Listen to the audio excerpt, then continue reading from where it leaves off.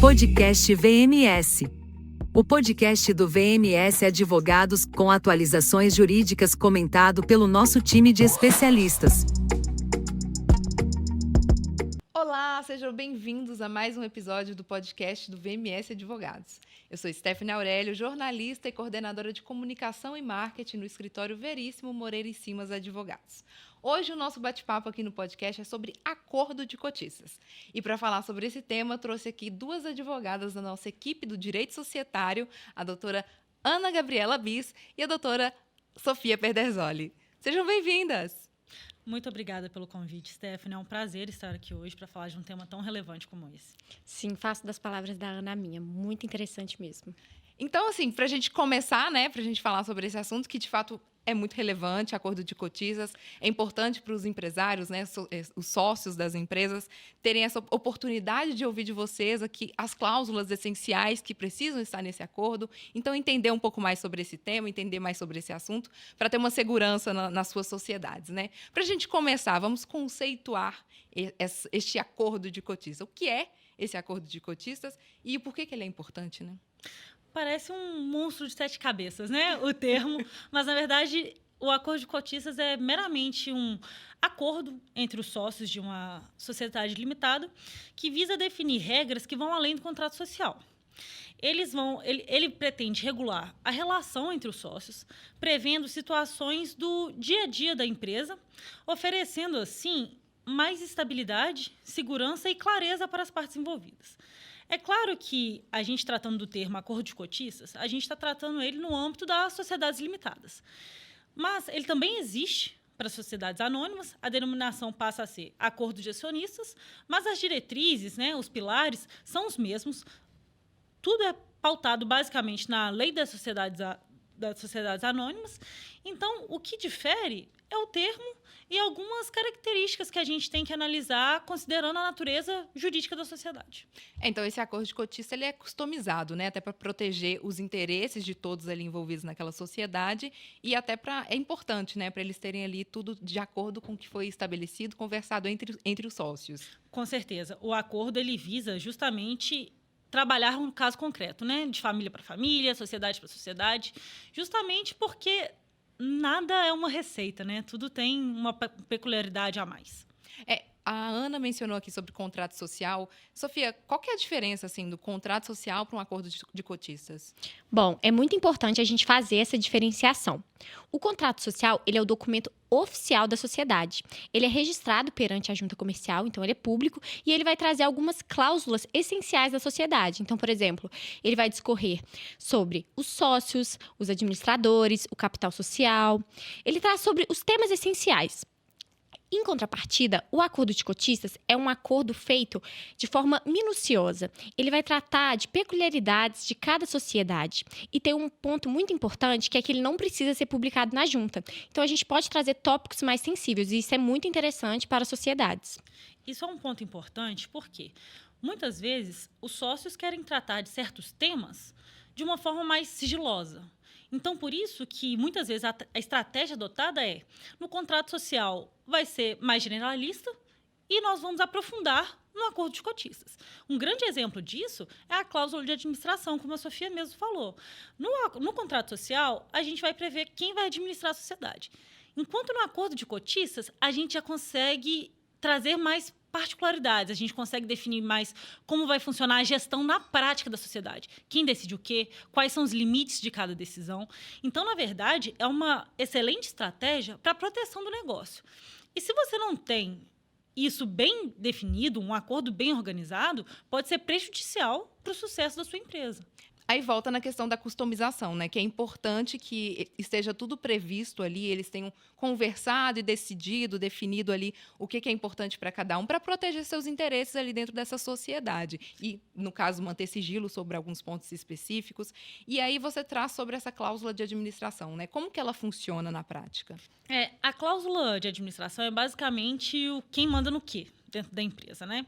Ela vai definir a tomada de decisões, o que cada sócio pode ou não fazer, se vai ser decidido em conjunto ou isoladamente, o quórum dessas decisões. No acordo, a gente pode, inclusive, personalizar essa cláusula. Por exemplo, nós podemos trazer alguém de fora para ajudar na gestão. Ele atuaria como um administrador não sócio. E essa dinamicidade é interessante no acordo de cotistas. Então, é importante porque, se você não tem esse acordo bem amarrado, é importante que você contrate um escritório especializado, uma equipe especializada, que vá conseguir conduzir você a ter uma estrutura de governança organizada, o controle societário organizado da sua empresa. Não, e é interessante também a gente mencionar que, por exemplo, nessa cláusula de administração estabelecida no acordo de cotistas, a gente podia fixar. A Sofia vai ser a diretora executiva, que vai ter a tomada de decisões. A Stephanie vai ser a diretora financeira, que vai mexer com os valores financeiros, com as transferências. A Ana vai ser diretora administrativa. Então, isso é muito interessante para definir o que cada um vai fazer na sociedade. E evita conflito, né? Com certeza, é o que todo mundo quer. E no caso de um desses sócios vier a falecer, o que acontece, né? Então, como é prevista a cláusulas de sucessão? Como que funciona isso? Então, o Código Civil, ele traz algumas previsões sobre o tema, que em caso de falecimento é possível ocorrer a liquidação das cotas da sociedade e, em caso de concordância dos sócios, é possível a entrada de um herdeiro. Mas, o acordo de cotistas, nós vamos fazer essas previsões especificamente de acordo com a vontade dos sócios. Então, isso é muito interessante, porque a gente pode combinar, estabelecer, né, como vai ser a entrada e a saída do sócio, coisas bem delimitadas mesmo. Isso é muito importante para evitar que um terceiro não desejado entre na sociedade. Esse é um gancho importante porque, apesar do nome, né, sucessão, dá a entender que no acordo a gente vai trabalhar apenas questões pós-vida, quando já houve falecimento mesmo. Porém, não. O acordo ele consegue trabalhar a transferência de cotas ainda em vida. Ele pode definir quem pode vender, como vender, para quem vender e se os seus sócios terão direito de preferência nessa transferência de cotas. E como que funciona esse direito de preferência? O direito de preferência é uma cláusula extremamente interessante para o acordo, por quê? Ele é aquele combinado entre os sócios que vai impedir de ter um desconhecido entrando na sociedade sem a concordância prévia dos demais sócios. Por exemplo, nós três temos uma sociedade. Se eu decido vender as minhas cotas, ou se eu tenho uma oferta de um terceiro sobre as minhas cotas, primeiro eu tenho que oferecer aos meus sócios as minhas cotas nas mesmas condições que me foram ofertadas ou que eu ofereceria a um terceiro.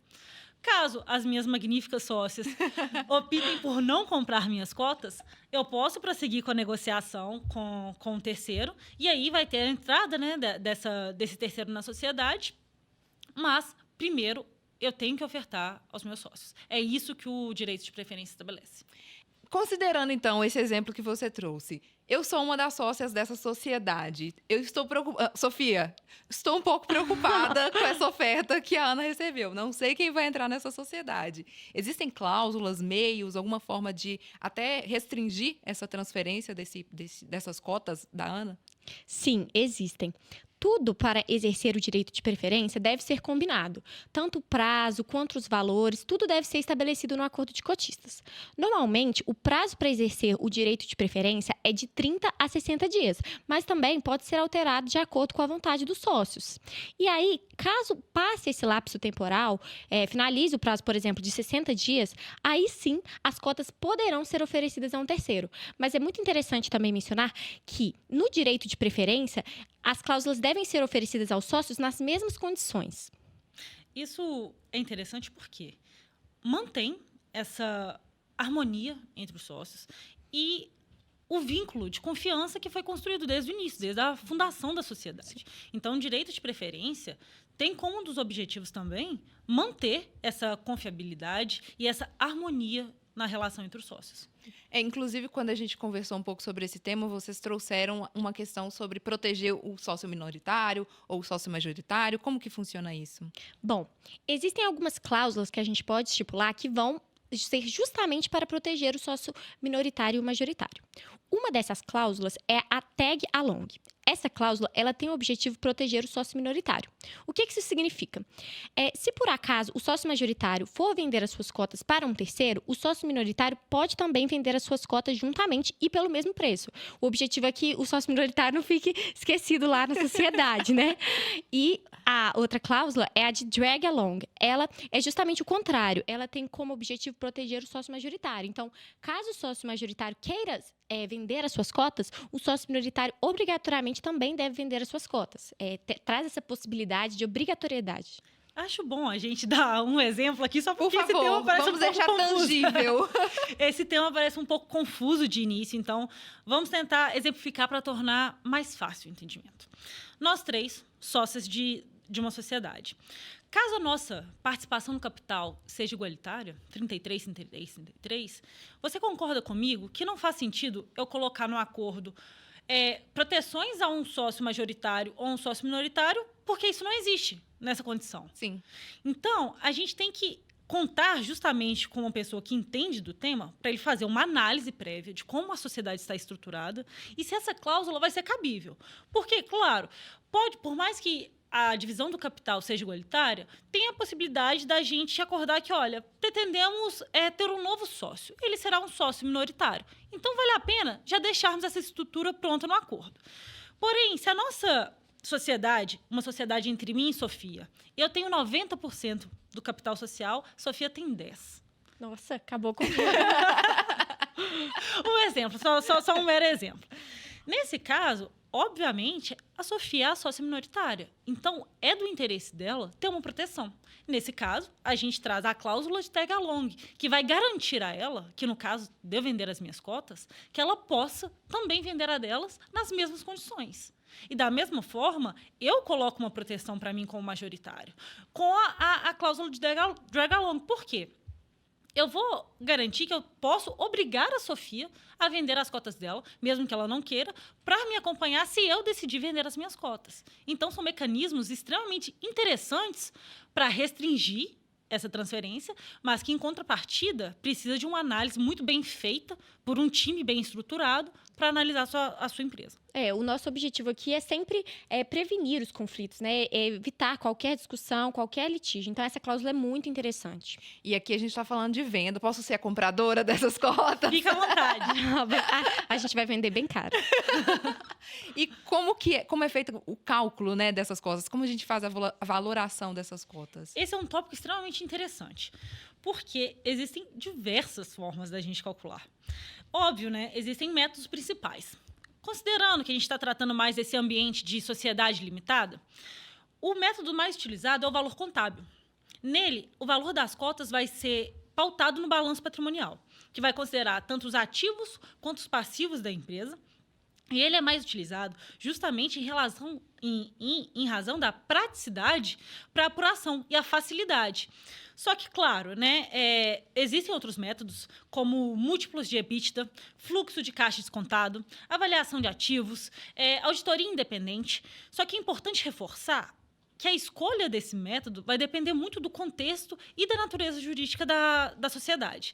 Então, a gente faz essa análise prévia, né, no momento de elaboração do contrato social, ou até mesmo de revisitar, né, o contrato social, de fazer alguma alteração nele para acompanhar o acordo de cotistas que está sendo elaborado. A gente vai analisar a natureza jurídica, o contexto de mercado e como seria mais viável, qual método de avaliação seria mais viável para proteger tanto os sócios quanto a saúde da empresa. E nesse caso, também é essencial, além de um escritório de advocacia para orientar nessas questões, também é imprescindível ter a contabilidade regularizada, porque eventual problema no balanço patrimonial pode afetar a valoração das cotas e pode afetar futuramente a sua empresa. Então, é muito interessante ter uma assessoria jurídica e contábil. Esse é um excelente ponto, porque as duas áreas caminham conjuntamente. A contabilidade da sua empresa e o societário, eles devem estar, assim, 100% alinhados, porque muitas vezes o societário vai recorrer à contabilidade e a contabilidade vai recorrer ao societário. Então, é importante você montar uma equipe interdisciplinar e que vá se comunicar adequadamente. Além dessa orientação, né, que precisa ter para poder fazer essa valoração correta, existem questões além disso, né? Até o crescimento da empresa. E aí eu me pergunto, né, existem métodos, formas de revisar esses valores? Porque o acordo ele é estabelecido em certo momento, mas esse valor pode ser revisto, o cálculo dele pode ser revisto ao longo da sociedade? Sim, isso é possível. No acordo de cotistas, a gente traz uma previsão de determinadas reuniões de sócios para discutir esse tema, porque isso tudo vai de acordo com o andamento da sociedade, tudo tem que ser avaliado. Então, podem ocorrer reuniões periódicas justamente para discutir esse tema, reunião entre os sócios, né? E aí também é interessante, por exemplo, às vezes, após a saída de um sócio da sociedade, é interessante rediscutir esse tema, sempre estar avaliando as perspectivas da empresa. E aí essas reuniões que vocês já prevêem, né, no acordo de cotistas, podem haver várias discordâncias, né? Porque são vários métodos que você trouxe aqui que podem ser usados para valorar essas cotas, e aí são pessoas, né? Pessoas discordam, podem haver discordâncias. E aí Ana quer vender a cota dela e em nossa reunião aqui, ela tá trazendo alguns pontos que nós duas discordamos. Existem formas da gente tirar a Ana da nossa sociedade? Tô sendo jogada para escanteio, já cedo, assim, ó. Ou isso, sim, precisa estar previsto nesse acordo? E como é previsto esse tipo de situação, discordâncias no acordo de cotista? Olha, existe essa possibilidade, sim, da exclusão do sócio, mas essa exclusão, ela só pode acontecer se ela tiver um justo motivo e também se for uma discrepância relevante. Isso é muito interessante porque, por exemplo, não pode ser só uma briga que me dá, a gente fala, vamos expulsar a Ana da sociedade, a gente faz um complô contra ela. Não pode ser assim, tem que ter justa causa. Então, por exemplo, a gente já prevê essas cláusulas no acordo de cotistas para também não ter discussão. Aí, por exemplo, caso de inadimplemento, caso de fraude, de concorrência desleal, já está tudo especificado no acordo de cotistas, que aí, se acontecer alguma coisa, já fala, é assim, está determinado e sem conflitos. Esse ponto é importante de ressaltar, né? Porque não é qualquer discordância que vai levar a uma exclusão, a uma retirada, porque a gente tem que encarar que é uma sociedade, estamos lidando com dinheiro, futuro, né? Família, patrimônio. Não tem como. Se na sua relação familiar ali você discute por um pacote de pão, imagina numa sociedade que você está falando de dinheiro, né? Do seu patrimônio. Vão ter discussões. Discutir é natural em qualquer tipo de relação. E é importante porque no acordo nós sempre trazemos esse ponto. Discussões vão acontecer, discordâncias são naturais, elas devem ser tentadas. Deve-se tentar, né? Resolvê-las com diálogo, da forma mais amigável possível. Vai ser considerada uma discordância grave aquela que realmente, não foi possível de resolução de forma nenhuma. É uma situação insustentável, está prejudicando a continuidade da empresa. Porque uma mera discordância aqui é uma mera discordância. Para ela gerar uma exclusão, é como a Sofia disse, tem que estar previsto no contrato. E é nosso papel também orientar o cliente nesse sentido e orientar quais são as melhores cláusulas para colocar especificamente, quais são as causas que podem causar exclusão. Principalmente considerando que no Brasil a gente lida muito com empresas familiares, né? Sim. Então, essa questão da discordância, ela vai estar presente quase sempre. E aí, considerando alguma falta grave que esse sócio cometeu, ele de fato cometeu uma fraude, então, que poderia ser um dos motivos previstos nesse acordo. Qual que é a maneira, né, de fazer essa exclusão da sociedade, mas aí de uma forma legal, de uma forma legítima, considerando esse acordo de cotistas? Olha, não existe uma receita de bolo, né, para esse processo. Mas existem parâmetros que devem ser observados em qualquer acordo, qualquer sociedade, independente da estrutura societária que o seu grupo adote. A questão é, como já foi dito, deve estar previsto as justas causas e, principalmente, o processo de exclusão. O processo deve estar ou no acordo, né, no contrato, como você preferir estruturar. Normalmente, nós estruturamos um acordo, que deve haver uma reunião específica para esse fim, para discutir a exclusão. Deve haver um edital de convocação e deve haver um quórum para tomada de decisão de exclusão. Isso é importante de ter estabelecido. Bem como o sócio que é alvo de exclusão, ele deve ter uma defesa garantida, respeitando princípios de contraditório, ampla defesa, porque o processo precisa ser legal, como você mesma trouxe. E, além disso, é de extrema importância a gente prever como vão ser avaliadas as cotas desse sócio nesse caso. Porque aí, nesse caso, os demais sócios compram essas cotas, como ficaria? Isso é interessante porque a gente volta lá no direito de preferência. Sim. Os sócios, eles podem optar, porque as cotas vão ser ofertadas a eles primeiros. Se eles decidirem pela não continuidade, não quero comprar, aí eu posso passar as cotas para o terceiro, eu posso guardar em tesouraria. Isso vai depender do momento em que a sociedade se encontra e da vontade que vai ser alinhada entre os sócios. E aí esse sócio saiu da sociedade, ele atua no ramo da engenharia, por exemplo. Ele pode sair e criar uma empresa neste mesmo ramo? Como que funciona isso? Essa é uma questão interessante, porque vai depender muito também de como vai ser definido pelo sócio no acordo. Porque a gente pode inserir uma cláusula de não concorrência. Ela basicamente vai falar: o sócio que sair não pode atuar em tal ramo ou em tal mercado por um determinado tempo. Esse é um ponto importante, porque precisa ser feito direitinho, porque nós precisamos estabelecer prazos bem definidos, limites bem definidos, para não ultrapassar o direito de ninguém. Porque essa limitação precisa ser legal. Então, nós podemos, sim, fazer essa limitação, mas é importante que você conte com um time especializado para que ele faça isso da forma correta. A cláusula de não concorrência, ela é muito interessante mesmo. E uma outra cláusula que nós podemos especificar também é a cláusula de confidencialidade. Essa cláusula, ela estabelece que ao sair da empresa, ou até mesmo dentro da empresa, que algumas informações consideradas sensíveis, não podem ser divulgadas. Por exemplo, pense no prejuízo de uma empresa que está desenvolvendo uma estratégia de captação de clientes, se essa ideia é divulgada. Isso pode trazer muitos malefícios. Então, temos essa cláusula de confidencialidade e pode ser também sobre outros temas. Podem ser sobre quem são os clientes daquele escritório, sobre o faturamento daquele escritório. É muito interessante também. Um ponto a ser observado é que, óbvio, nós estamos falando dessas cláusulas, nenhuma cláusula é eterna. A gente não pode falar, ele nunca vai competir comigo nesse ramo, ele nunca vai poder divulgar sobre isso, porque não existe isso. É aquela questão muito famosa do onde meu direito termina, o seu começa. Então, a gente tem que pôr limites. E isso é importante porque, às vezes, as pessoas acham... É uma tática para vender serviço ou não é? Mas a gente tem que considerar uma equipe especializada bastante para conseguir ver essas nuances e te apresentar a melhor solução para garantir que você esteja realizando uma limitação de direito de terceiro da forma adequada, para evitar abusos de direito. Considerando, então, um sócio que não respeitou essas cláusulas, qual que seria a melhor forma de resolução desses conflitos? Bom, existem diversas formas de resolução dos conflitos, né? Mas aqui nós tentamos evitar ao máximo chegar ao judiciário, tendo em vista que isso é mais moroso, né? Então, algumas soluções que a gente propõe para os nossos clientes é a utilização da arbitragem e da mediação. Essas são as duas formas, como dizem, né? A justiça multiportas, que no caso a arbitragem se escolhe um terceiro que ele vai atuar como um juiz naquele conflito e ele vai ele vai definir qual é a melhor resolução para aquele problema. E, em contrapartida, a mediação, ela é escolhida uma pessoa apenas para sugerir às partes. Ele conduz a conversa de forma que as próprias partes definam o que é melhor, qual é a melhor solução. Mas também existem diversas outras formas que podem ser estipuladas, tudo objetivando a melhor eficácia e a maior rapidez.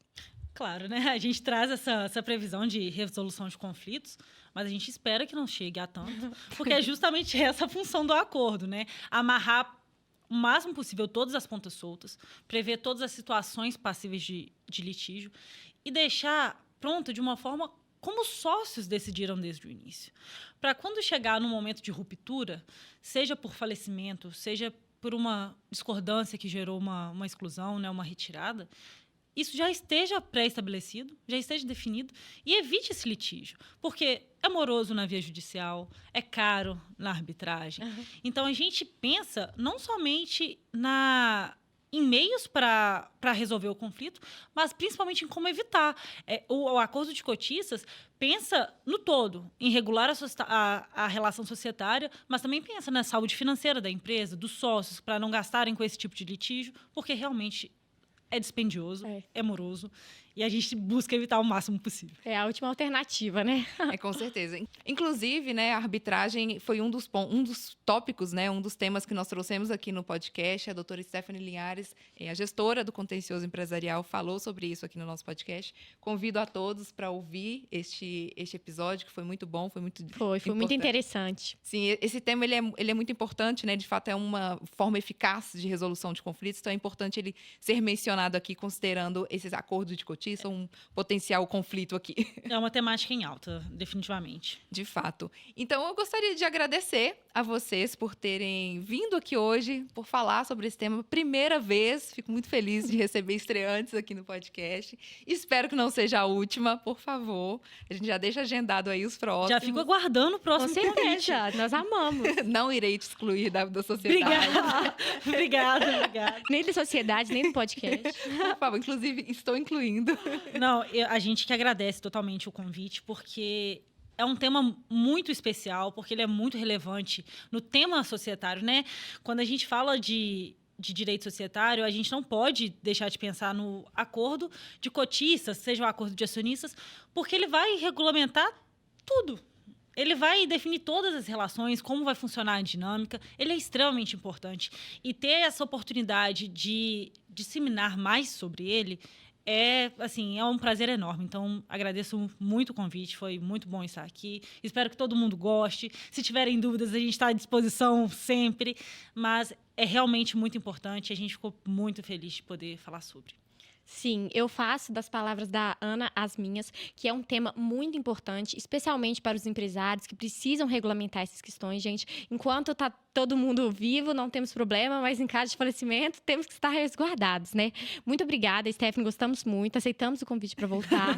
Muito obrigada. E qualquer coisa também, a nossa equipe de direito societário está sempre à disposição, também qualquer dúvida, aconselhamento jurídico. É verdade.